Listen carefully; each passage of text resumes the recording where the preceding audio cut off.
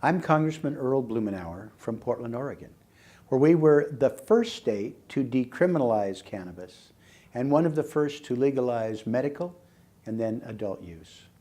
There's great momentum in our efforts to end the failed war on drugs, and I'm looking forward to your upcoming visit to Capitol Hill for my colleagues to hear your firsthand accounts of how marijuana legalization is working in our states. As more and more states follow Oregon's lead, it's imperative to harmonize federal policy with what's happening on the ground. Local cannabis businesses, for example, are struggling under the burden of unfair taxation and lack of access to financial services. Who can object to allowing a business that is supporting our local economies and creating jobs to pay fair taxes with a check? Starting in 2013, I led the effort to introduce the Small Business Tax Equity Act, which would exempt state legal marijuana businesses from Section 280E of the tax code.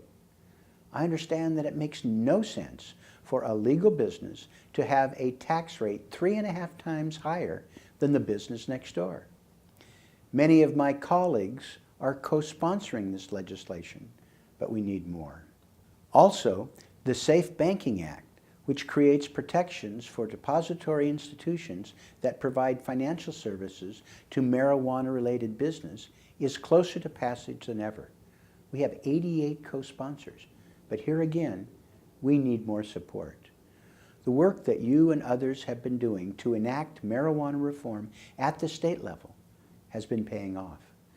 Marijuana, I'm convinced, will be treated like alcohol, and states will be able to legalize without federal interference in the years ahead.